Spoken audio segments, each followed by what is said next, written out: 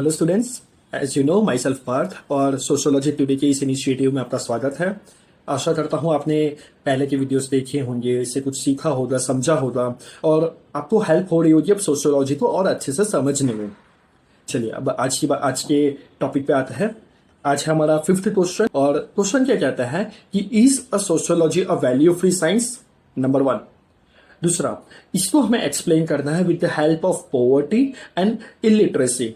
यानी कि कहने के लिए सवाल आसान है, जो पीवाईक्यू में पूछा है ऐसा सवाल, अनएम्प्लॉयमेंट को कंटेक्स्ट के ऊपर कोई दूसरा टॉपिक लिंक करना या फिर किसी एक सब्जेक्ट को किसी और सब्जेक्ट के साथ लिंक करके सोशियोलॉजी में पूछना, ऐसा यूपीएससी अक्सर करता है। तो यहां भी ऐसा है। यह दो एस्पेक्ट है, पॉवर्टी और इलिटरेसी। ये फॉर्मेट को हमने दूसरे फॉर्मेट से समझाना है कि भाई सोशियोलॉजी वैल्यू फ्री साइंस है या नहीं। देखिए, इसके पहले तो डायमेंशन या फिर सब डायमेंशन क्या होगी पहले वो समझाता हूं before the get into the question. Dimension क्या है? सोशियोलॉजी वैल्यू फ्री है, सोशियोलॉजी वैल्यू फ्री नहीं है। इसको हम पॉवर्टी और इलिटरेसी से समझाएंगे, इसको भी हम पॉवर्टी और इलिटरेसी से समझाएंगे। यानी कि 6 डायमेंशन है इसमें।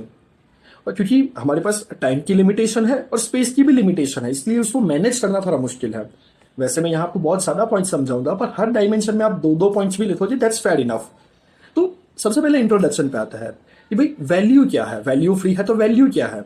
तो value is a criteria based on which something we can compare and contrast. Are you getting me? For example, price, जो कीमत है, प्राइस है, वो भी एक अपने आप में वैल्यू है। और इसी वैल्यू के कंटेक्स्ट में हम कंपैरिजन देते हैं कि भाई 110 रुपए वाली चीज अच्छी है या फिर 100 वाली अच्छी है। ये प्राइस है, वैल्यू है। Are you getting me? तो value is something what based on which we can argue. अब सोशियोलॉजी में क्या ये वैल्यू आती है या फिर नहीं आती, इसको हमें समझाना है। तो हमारा बॉडी का पार्ट बन क्या आएगा कि yes, sociology is a value free. इसमें वैल्यूज नहीं आती, इसमें ऑब्जेक्टिविटी आती है। और यहां हम वो पॉजिटिविज्म वाले आर्ग्यूमेंट्स को लिंक करेंगे। पॉजिटिविज्म का आर्ग्यूमेंट क्या है? वो 3 मेजर आर्ग्यूमेंट पर फोकस करता है कि भाई इंपिरिकल, ऐसी चीजें जो हम देख सकते हैं। कॉज एंड इफेक्ट, कुछ होता है जिसकी वजह से कुछ होता है। और तीसरा है comparison. Are you getting me?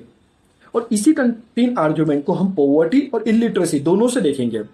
For example poverty, empirical. Poverty को हम अपने आंखों से देख सकते हैं, जैसे absolute poverty.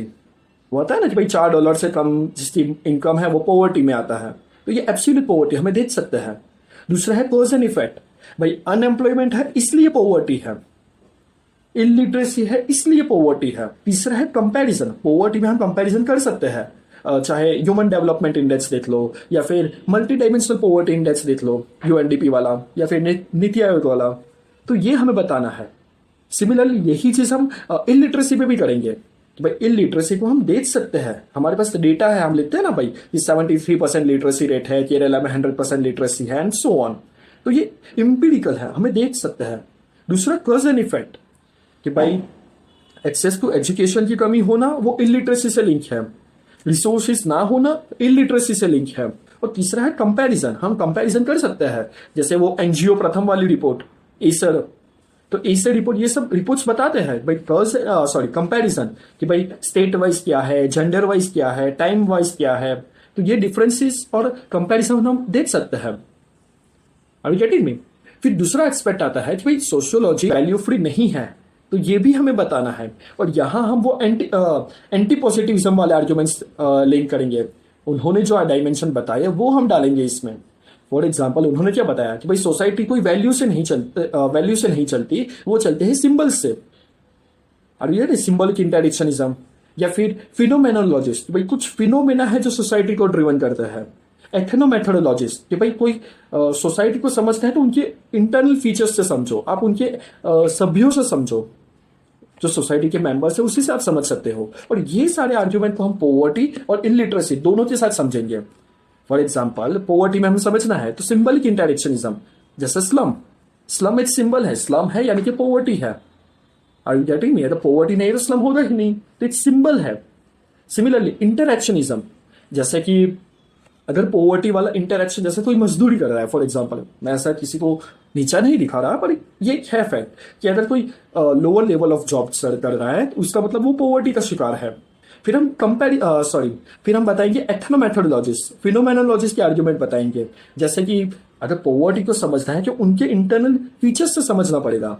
Let me explain. एक बहुत अच्छा कॉन्सेप्ट है जिसे कहते हैं कल्चर ऑफ पॉवर्टी। इसका मतलब क्या है? आपने देखा होगा शायद, वो एक मीम बहुत फेमस है कि भाई हम शुद्ध गरीब है, खानदानी गरीब। तो कल्चर ऑफ पॉवर्टी क्या कहता है कि भाई जो बहुत गरीब है, बहुत गरीब, तो उनकी साइकोलॉजी या फिर उनके वैल्यू सिस्टम ही ऐसे है कि वो पॉवर्टी से बाहर ही नहीं आना चाहते। तो ये है कल्चर ऑफ पॉवर्टी। तो एथनो मेथोडोलॉजिस्ट यही कहते हैं कि अगर आप पॉवर्टी समझना चाहते हो तो उनके जो मेंबर्स है उनसे समझो। सिमिलरली हम इलिटरेसी पे ऐसे बात कर सकते हैं कि भाई इलिटरेसी में जैसे सिंबलिक इंटरेक्शनिज्म क्या कहता है। फॉर एग्जाम्पल, अगर कोई इंसान है जो साइन नहीं करता, थंब अंगूठा लगाता है, तो बता रहा है कि भाई वो एक सिंबल है कि भाई वो इलिटरेट है। सिमिलरली फिनोमेनोलॉजिस्ट, भाई फिनोमेनोलॉजिस्ट क्या कहता है कि भाई कोई फिनोमिना है सोसाइटी में, कोई हिडन फीचर जो ये रीजन लाता है। फॉर एग्जाम्पल, वुमन इलिटरेसी ज्यादा है, वुमन पॉवर्टी ज्यादा है, इसकी वजह से ही वो इलिटरेसी समाज में आती है। इसीलिए यही रीजन है कि हम क्यों फीमेल एजुकेशन पर इतना जोर देते हैं, क्योंकि अगर मदर में लिटरेसी होगी तो वो सोशलाइजेशन के दौरान अपने चाइल्ड में भी वो लिटरेसी लाएगी। तो ऐसे करके हमें ये डायमेंशन सारे बताने हैं, सारे 6 के 6 डायमेंशन बताने हैं, और फिर हम बैलेंस कंक्लूजन देंगे कि सोशोलॉजी में ये दोनों डायमेंशन, पॉजिटिविज्म वाला जो वैल्यू फ्री है वो, एंटी पॉजिटिविज्म वाला जो वैल्यू बेस्ड है वो, ये दोनों इंपॉर्टेंट है जो अपने आप में सोशोलॉजी को एनरिच करता है। दोनों dimension independent in nature, yet they are complementary in nature. So ये है सवाल, ये थोड़ा मुश्किल है, यूपीएससी ने ऐसे पहले भी पूछा है, इसलिए मैंने इस सवाल को लिस्ट में डाला है।